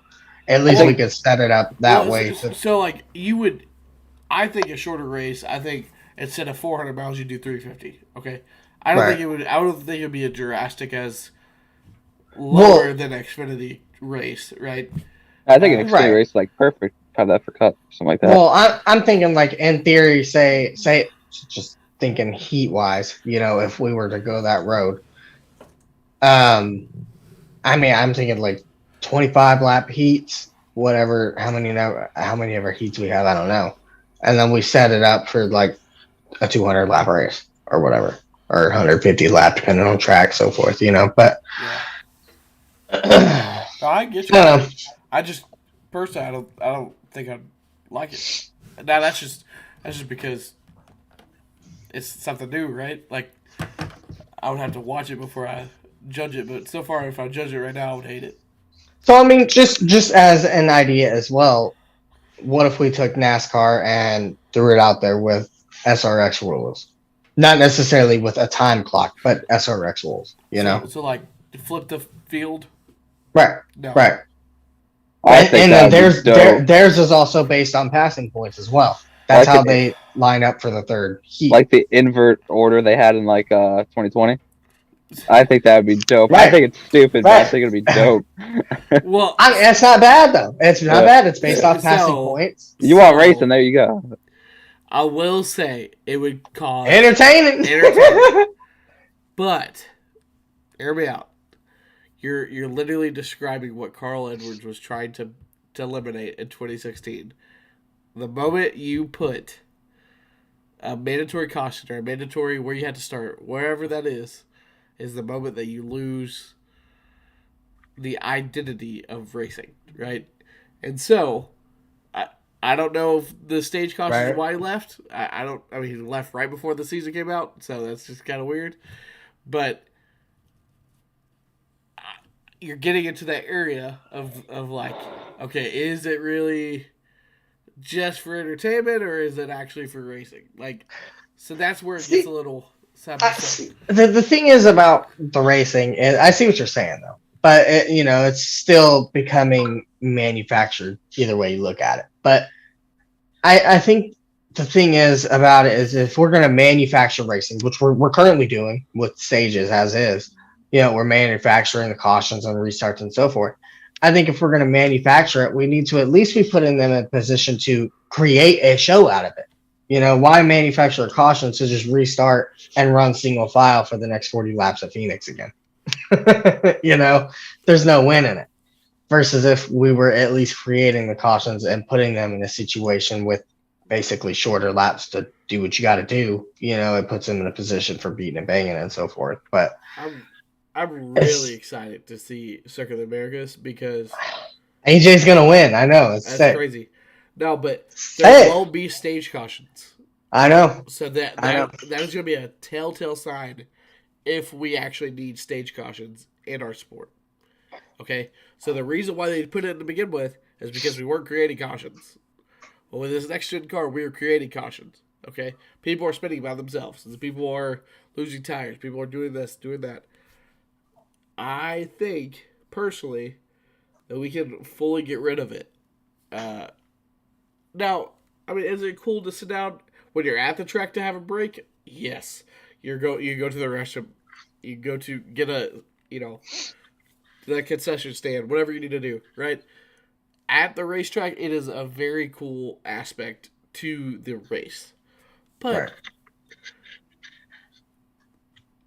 before then, we didn't have that luxury. So why does that feel better now?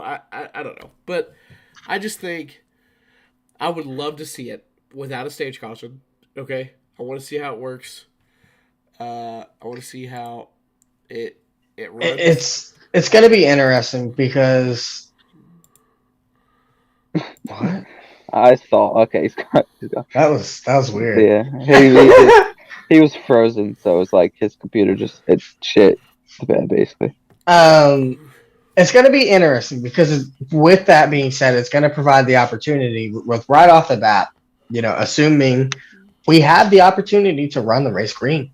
Technically, do I think it's going to happen? Absolutely not. We're going to have caution, but so immediately we're going to see the point to where the cars that think they can win the race, they're going to be running that race backwards. Versus on the flip side, we are going to have a lot of people taking advantage of the stage point opportunity for it because, correct if I'm not mistaken, it's like the stages are still there, points will be awarded, it's just they go green, right? So, and of course they know what that number is, so they can still strategize for that number. They could probably still run it backwards and still get the stage points because I think it's going to depend on track and so forth like that, but yeah, I agree. Because I think every stage you still have to pit under a road course, right? Besides the first one. So I think if you run it backwards, people are still gonna have to pit. I think right before the stage ends, anyways, for most of Right. it. And so I think you still be out front, but that's just if you're fast. Hopefully you are, but who knows? We'll see. Other than that, do you have anything else about Phoenix playoffs? Well, I got not playoffs. Phoenix Playoffs. Uh, Harvick's the point leader right now. that's cool. It's sick. Yeah. I think his computer shit himself again because of the yeah. yeah. I Yeah, favored that one. probably. That one looks good. He looks. Yeah, really he definitely. I can't tell if he's about to be on a cover of a rap song or. It looks like he's trying to like fuck my mom or something. Yeah. So Forget Young Gravy. That's Young Dylan, dog. All right, let's move so on.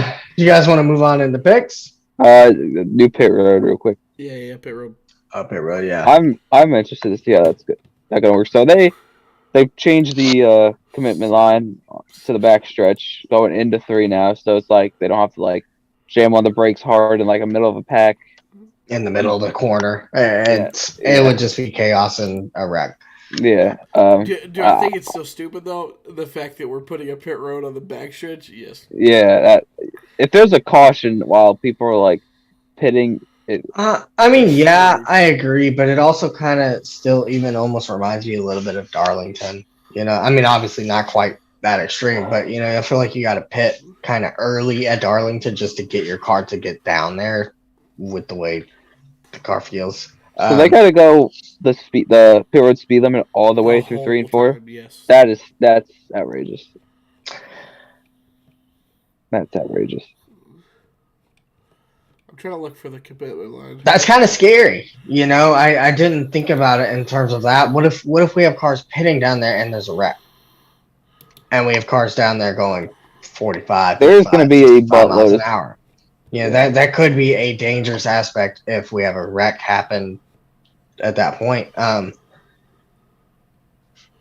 that point, what do you do with commitment line? Because you can't all come down off of 4, you know.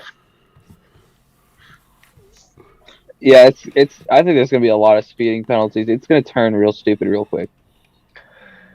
Yeah, and then on top of that, if you're speeding too much, you know, you got to think you're on the apron at that point. You know, you're not gonna have much traction. You know, you're easy to spin out, go up into the field, go up onto the track, spin out in the grass. It's gonna be interesting. I hope, you know, everybody in terms of trucks, Xfinity, and Cup, I hope they all get a chance to do a green flag pit stop under practice. You know, really get a good feel of what that's going to feel like. Well, they don't practice this weekend. None of them do? I thought they got like a 35-minute session. They Not don't. Speedways. Nope. I thought they got it just here though. For obviously I'm wrong, but I thought they did because of this pit road. No. That's so stupid. Yeah, it's really stupid. I hope we don't get any green flag pit stops.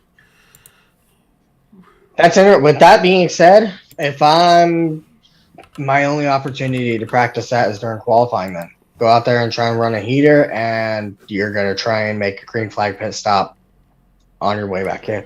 You know, how much tape they put in their cart. They're gonna have to like sacrifice qualifying speed so the car doesn't blow up, because they usually shut it off right after the flag because they put it so hot.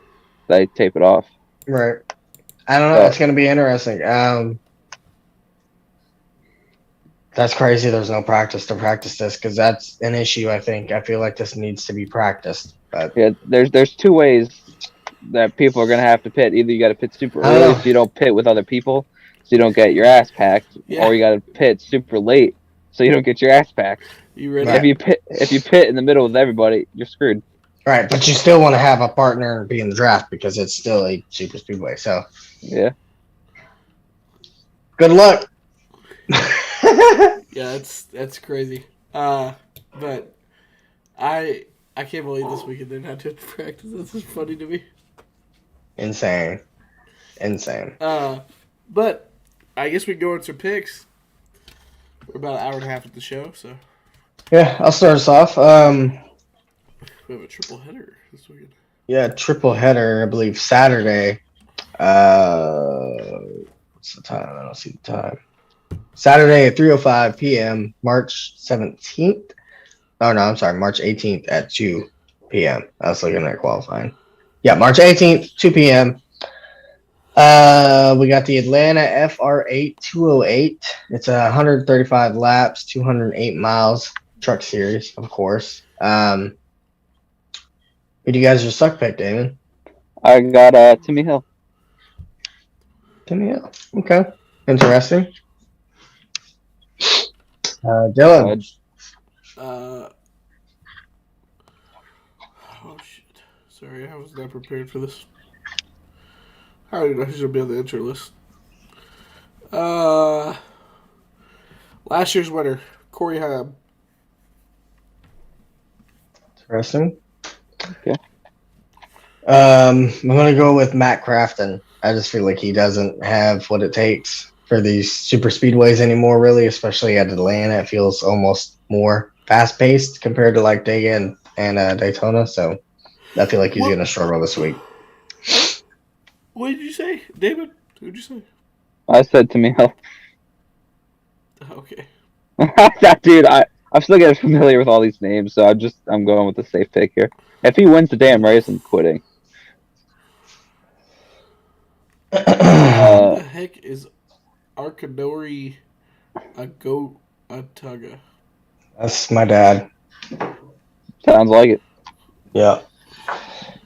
Who you got having a good run, Damon? I picked a guy who needs a good run is Dean Thompson. Dylan. Matt DiBenedetto. I feel like he needs a good run just for his career. I think. Here. Yeah. Valid. I'm gonna go with Nick Sanchez. I feel like he's been strong everywhere we went so far. I feel like if he could have another good run in Atlanta, he could be sitting pretty decent. Who do you got winning, Damon? I got Mr. Matt Benedetto. Dylan? Trying to help DCD, sorry. When you're on a limb here, say Jonathan Nemechek. That's who I had. I raced with him. I looked at that and I thought about it and I was like, I don't know. I went with Matt Benedetto as well for the truck win. Who the hell is Lane Riggs? I think it's Marca. Everybody's your dad. Jesus. All I right. got a couple of them out there. I'll do Xfinity here. All right. The Xfinity Series is also at Atlanta Motor Speedway, and the Raptor King of. You done with your damn attitude now? All right. All right. They're at Atlanta Motor Speedway, and the Raptor King of Tough 250. 163 laps, 251 miles on March 18th at 5 p.m. on FS1. Who is your suck pick, Mitchell? Brandon Jones. I think he's just the absolute trash of a driver, so I think he's just going to continue to show that at Atlanta. Wait, who'd you pick? Sorry? Brandon Jones. Brandon Jones, okay. I mean, I can pick him every week at this point. It's valid. I mean, what did he do last week? He helped wreck everybody. Yeah, he helped wreck Allgaier. By the way, DCD's truck pick was Haley Deegan. That's surprising, but yeah, same boat as Jones. What did you pick, David? I didn't pick it. Oh, for suck pick? Yeah, suck pick. Sam Mayer. Okay. I picked Sammy Smith. Ooh. I think his aggression will get him in trouble here. The winning did. Who's your good run, Mitch? I went with Austin Hill. You know, he's had a really, really strong run of the season so far, and I think this track is just another good track for him and another good opportunity for him to have a good run. Dylan. I'm gonna pick a JGR driver, Ryan Truex. I think to go back to back, he finished second last week. I think this will show a lot. This is where an equalizer is in a sense of like not have to be there every week, running with the big guy. So I think that'll be good. So Ryan Truex. I picked Jeremy Clements for a guy that will have a good one. I can see that. Yeah. And who do you have winning, Mitch? Justin Haley.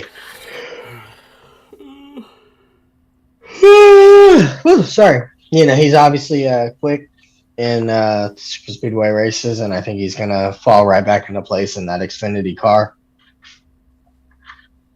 Dylan, who you got? Before I go to that, Dylan said a Colin car. So, and then Cody in the chat picked Justin Haley. And then for myself, I'm gonna go really, really stupid here, but I think Jeffrey Earnhardt gets the win in a Tommy Joe Martin's car. I can see it. I want to go with Parker Kligerman. Ooh, I almost went with that. That'd be sick. I hope. All right, let's get on to the Cup race. Hell yeah. I got you. For the Am Better Health 400 for 260 laps for 400 miles, it'll be on Big Fox. Are you good? Yeah, I thought I shit myself for a second. The race at 3 p.m. Eastern Standard Time. I will be there, so this is gonna be great. Bring me with. Nice. Must be nice. It's gonna be a blast. So, who's your suck pick, Mitch? Ty Gibbs. He's just absolute pile of steamy crap. So I also picked Ty Gibbs. it's valid. See, my suck pick is actually going to be a Daytona 500 winner, Austin Cindric, last year. So I think that was more of a luck win. I don't think he's really good at this stuff, but I agree. He's absolute pile of steamy trash too. Yeah. Everybody is. Hey man, I'm ruthless today. Brandon Jones, man. If I see him in person, Corey LaJoy. It's a good opportunity for him to run up front, so he needs to capitalize on that and do so. At this point, you're copying me, Mitch. I picked Corey LaJoy. Bro, just be better. You're becoming an absolute steamy pile of trash. Yeah, you're a munch. You're a munch. Shut up. I want to say he needs a good run. He actually has been running really good, but I think he needs to get another good run with this style of track. This would be great for him. Brad Keselowski in the 6. Yeah, he's had some good runs. Yeah. Do you have Cody or DCDs? Not a good run. Cody said Corey LaJoy. Oh God, I just saw his one pick. I would have. All right, who's gonna win, bitch? My win pick. I obviously went with the same thing that Damon did. So I'm gonna say Ross Chastain. Oh God. Really, you had to pick mine? Did you really choose it? No. I didn't think you did. I picked Brad Keselowski. Oh Brad, my gosh, wow. Brad Keselowski will win this race. Brad Chastain. Keselowski won this race. To talk about Larry McReynolds. Sorry, it's out of left field or whatever. But Larry McReynolds says the stupidest shit at the stupidest times. You remember when Kyle Busch got wrecked? Kyle Busch wrecked Dale Jr. at Richmond like 2007, and then out of nowhere, Larry McReynolds says, "Look, Clint Boyer's in the lead, coming to the white flag." Like out of nowhere, everybody's like screaming that Jr. got wrecked, and then it was like Edwards is flipping in the grandstands or whatever. Same. I like Larry too, man. I like him, but he says the stupidest shit. Like he says valuable shit, but at the stupidest times, like when it's valuable stuff. When Carl Edwards is saying hi to the fans, like flipping, and like that dude could be hurt, and he's like, Brad Keselowski won this race. Like that's all that matters. I'm sorry, but it's silly goose. All right, we picked all our picks, okay, right? so DCD said Harvick will win this race. I I wish, but it ain't happening. Yeah, no. Old And- Atlanta, yeah. and Cody Yeah. picked Bowman the Showman. Oh gosh. I'm gonna All show right. him something. Not with the 100-point penalty. I think it's going to affect Hendrick a little bit more than what we David, think I think you're this on week. the right track with the winner this weekend. Just the wrong setting on your picks.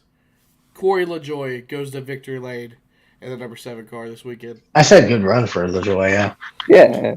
Me and Mitch copied each other, so I think he does it, man. I just have this weird inner gut. I hope feeling. so. It'd be cool, you know. By the way, I do think that would be Chevrolet's 5th win this season out of 5 races. That's a crazy stat. yeah. I think Corey LaJoy's Atlanta race last year is more of a one-time thing. You know, I still think he'll run good this week, but I think that was like him being up there like that. He's not going to be back up there running like that. I don't agree. think. I don't see him necessarily contending for the win, but I think he has the opportunity to contend for some stage points So my first pick this weekend before I and the watched top the 10 race, finish. I was actually gonna go with Ross Chastain, but then I was like, the Hamwood stuff. It'll get in his head a little bit. So I was like, let me go with the underdog this weekend. It's a chance to get it. So I agree. I think the Hamlin stuff does get in his head a little bit, but I think Chastain is different than some. I think when he has stuff like that in his head, for some reason he just goes out and performs even more. I think it's going to help his performance. And then on top of that, Atlanta, this new configuration, super speedway style, I think you got to be really aggressive here to win at this track with the package and so forth. You have to be aggressive blocking. You can't hesitate. You know, if you hesitate making a move, you're going to wreck or wreck the field. I think you got to be precise with the moves you make and be confident in the moves you make in the car. And, you know, obviously you got to have a car that'll let you do that as well, you know. It'll be an interesting race, but I think Chastain gets done. that's good. I can't wait for this weekend. I think it's gonna be a good weekend. For NASCAR, hopefully the viewership will stay consistent. In a sense of normalcy of what we've not seen in the past weeks. I like this new Atlanta. I know I've been hard on it, but like it was really interesting, those 2 races last year. So I mean, it's just a different track. Like you can't compare it to the old Atlanta. Correct.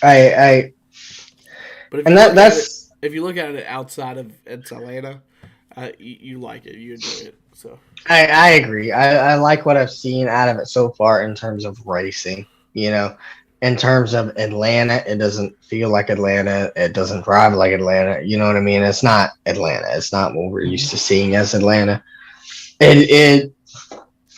I wish we could have just kept Atlanta and done something like this with like Texas. You know, retry in Texas, give a reboot to that because what the hell over there isn't working. Our track is horrible. You know, I feel like that's what they should have done because I love Atlanta. I feel like we should have just threw a fresh repave on it, and then in time we would have got back to some really awesome Atlanta racing.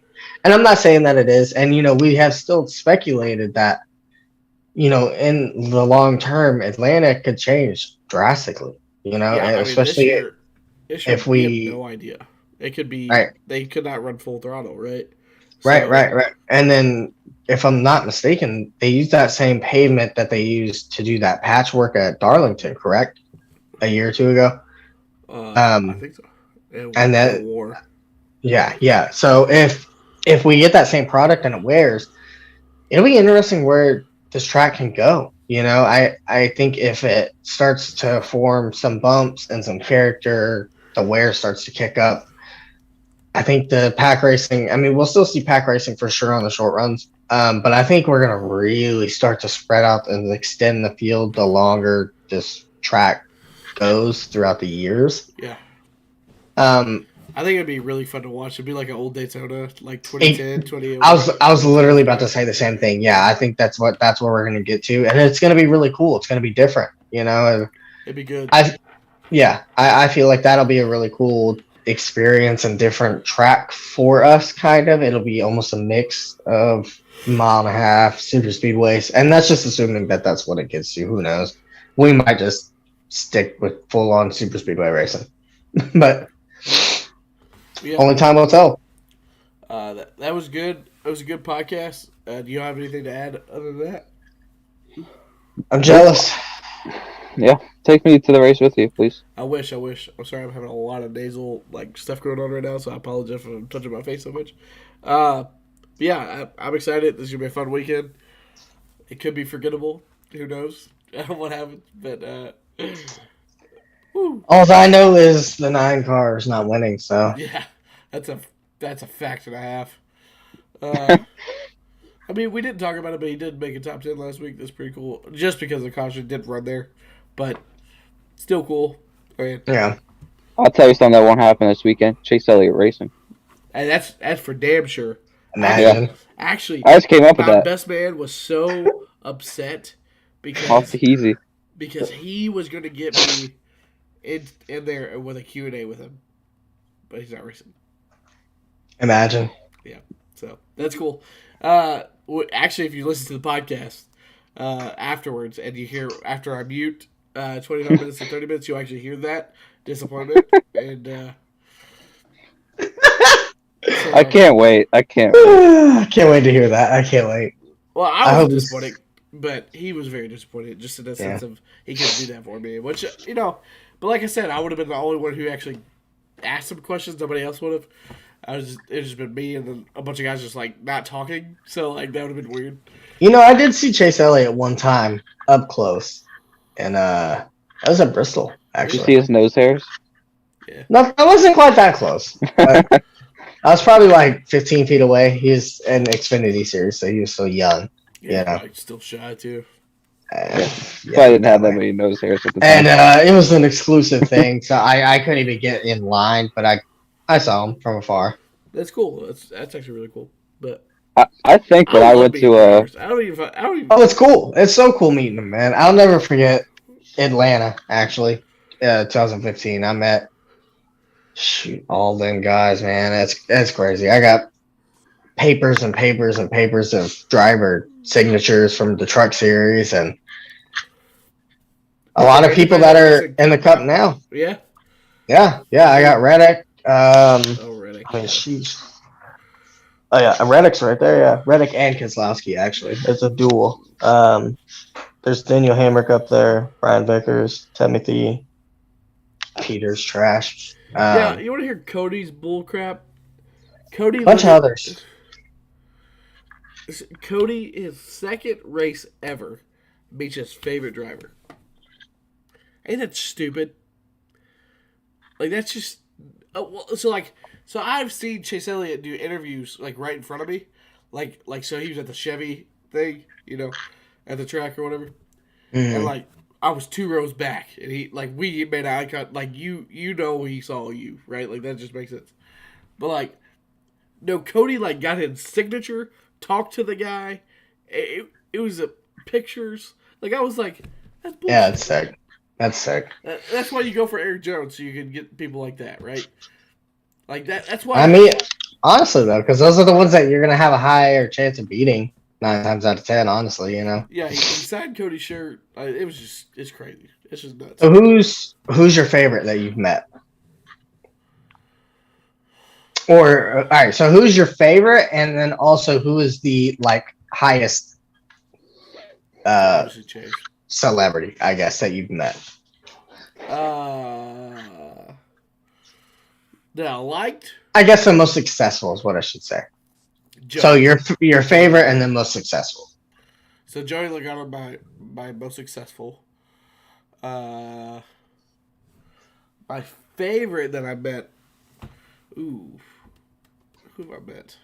I met Austin Dillon, Stenhouse, David Reagan, Brad Keselowski.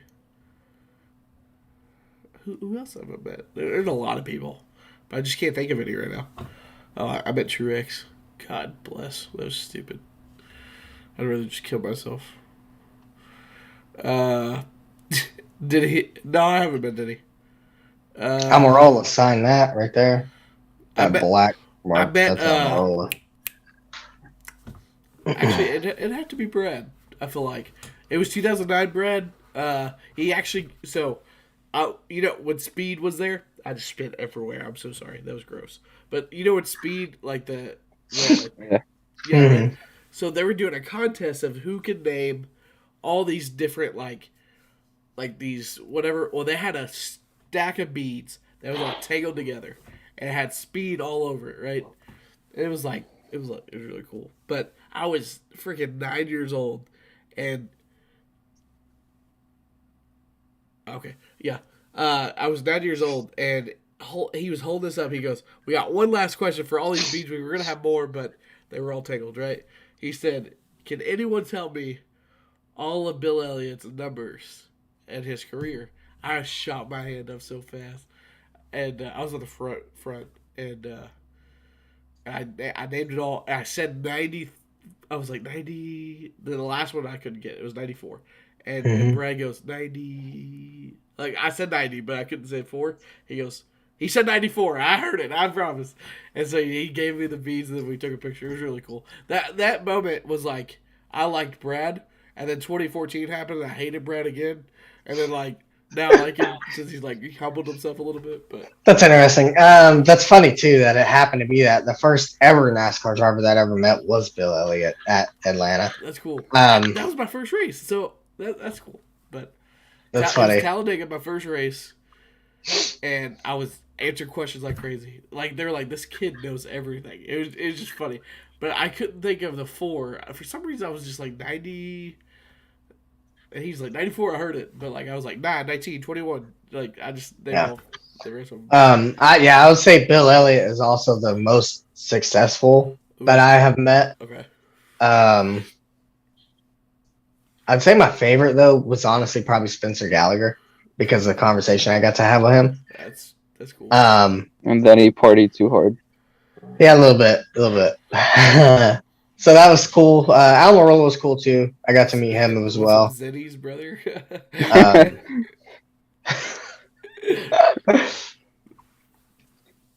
No, Probably him somewhere. I think the reason have you had an on track experience that that you could remember for the rest of your life just because it was so cool? Multiple. A real quick one. I remember the first time I was at Bristol Motor Speedway. It was actually for the 2007 spring race where they were testing out the car tomorrow. The first race of the car tomorrow. It was that race. These cars suck. So yeah, my first time there, me and my dad are walking around the track, on the outside that is, looking at all the trailers and all the, you know how it is when you go. Yeah.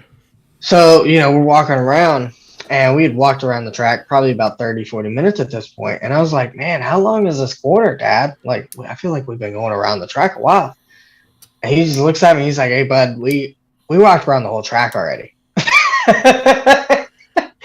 And I was like 12. I'm like, no way. We didn't walk around the whole track already. He's like, yeah, we've done a whole lap already.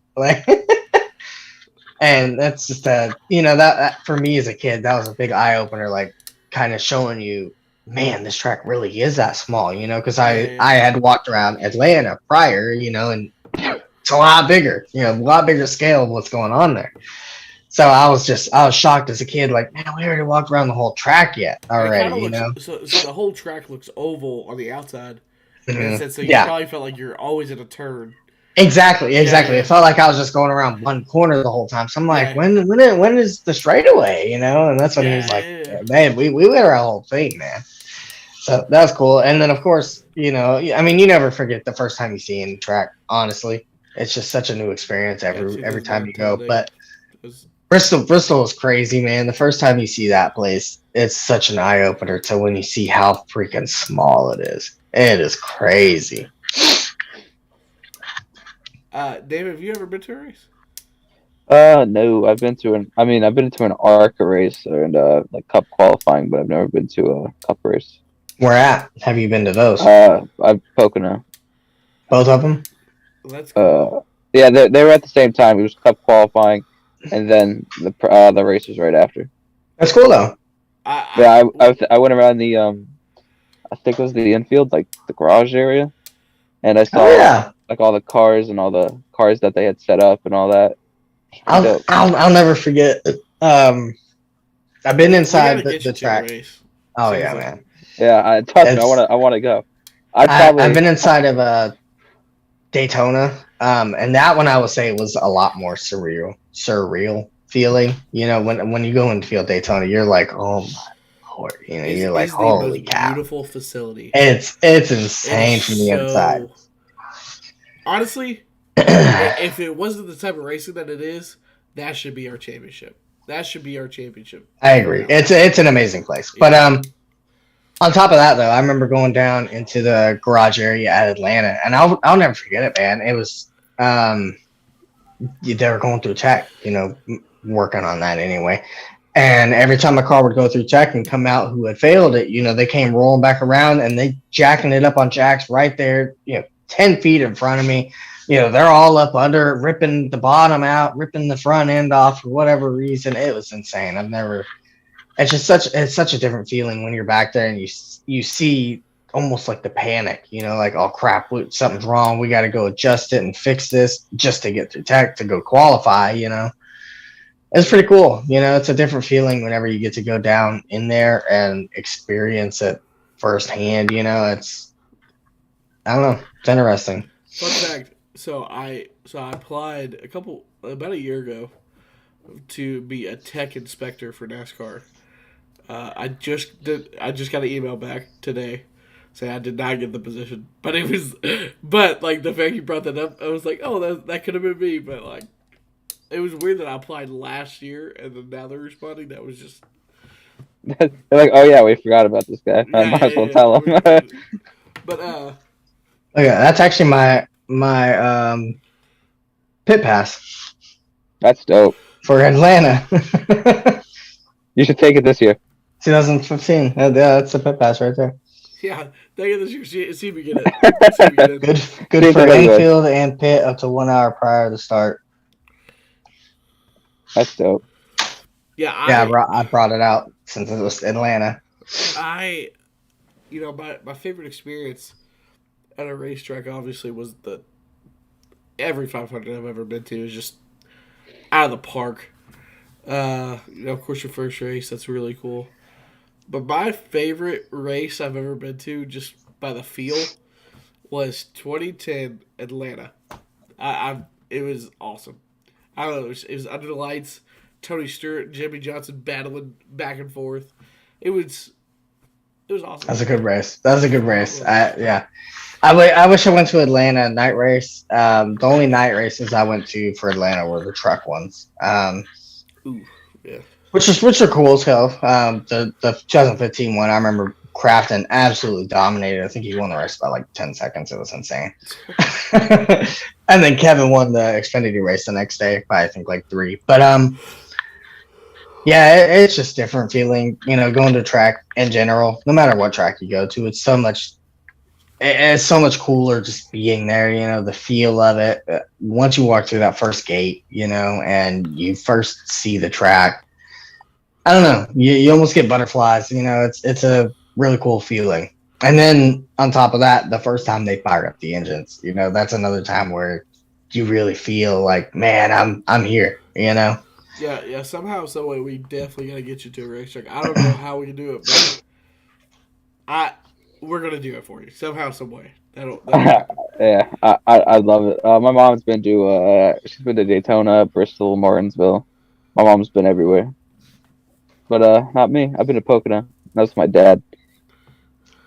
I can't wait to go to Homestead again. Oh yeah, and then we also met all the NASCAR YouTubers, so like Eric Estev, Iceberg, Black Flags Matter, Danny B Talks, and then a couple other. Joey Stone. We met him.